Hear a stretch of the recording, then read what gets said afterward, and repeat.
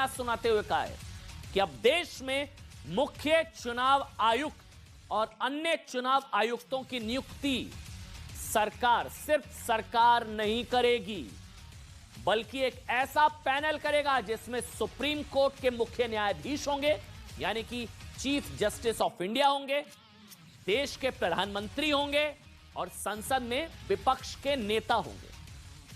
ये ठीक वैसी प्रक्रिया है जिसके तहत सेंट्रल ब्यूरो ऑफ इन्वेस्टिगेशन यानी कि सीबीआई के डायरेक्टर की नियुक्ति होती है। सुप्रीम कोर्ट की 5 जजों की बेंच ने फैसला सुनाते हुए कहा है कि सरकार इसके लिए संसद में कानून बनाए और जब तक कानून नहीं बन जाता तब तक भी मुख्य चुनाव आयुक्त और अन्य चुनाव आयुक्तों की नियुक्ति इसी नए नियम के आधार पर की जाए। सुप्रीम कोर्ट ने फैसला सुना दिया। सुप्रीम कोर्ट ने फैसला उन जनहित याचिकाओं पर दिया है जिनमें मुख्य चुनाव आयुक्त की नियुक्ति को लेकर कानून बनाने की मांग की गई थी। आज हम आपको सुप्रीम कोर्ट के फैसले के सभी अहम बिंदुओं के बारे में विस्तार से बताएंगे। यह भी बताएंगे कि करीब करीब ऐसी प्रक्रिया के तहत सुप्रीम कोर्ट के न्यायाधीशों के चुनाव को लेकर सुप्रीम कोर्ट सरकार से सहमत क्यों नहीं है। लगभग इसी तरह की प्रक्रिया न्यायाधीशों की नियुक्ति के लिए भी उनकी भी मांग है, लेकिन सुप्रीम कोर्ट उस पर सहमत नहीं है। बताएंगे विस्तार से।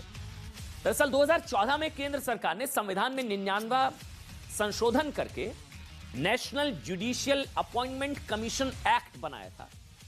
शॉर्ट फॉर्म में एनजेएसी कहते हैं इसको, जो सुप्रीम कोर्ट और हाई कोर्ट के जजों की नियुक्ति के लिए मौजूदा कोलिजियम सिस्टम की जगह लाया गया था। एनजेएसी मौजूदा कोलिजियम सिस्टम की जगह लाया गया था। इसके बारे में हम आपको विस्तार से बताएंगे, लेकिन अभी के लिए संक्षेप में बस इतना समझ लीजिए कि कोलिजियम सिस्टम के तहत सुप्रीम कोर्ट और हाई कोर्ट के जजों की नियुक्ति सुप्रीम कोर्ट के जज ही करते हैं। इसमें सरकार या विपक्ष की कोई भूमिका नहीं होती। सरकार यह चाहती थी कि एनजेएसी के जरिए इसे ट्रांसपेरेंट बनाया जाए, फेयर, पारदर्शी बनाया जाए।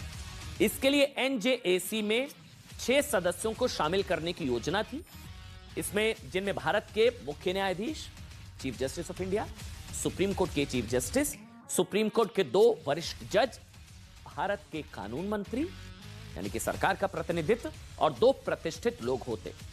इन 2 प्रतिष्ठित लोगों का चुनाव करने का अधिकार एक कमेटी को दिया गया था, जिसमें भारत के प्रधानमंत्री, नेता विपक्ष और भारत के मुख्य न्यायाधीश होते। लगभग वैसे ही जैसा अब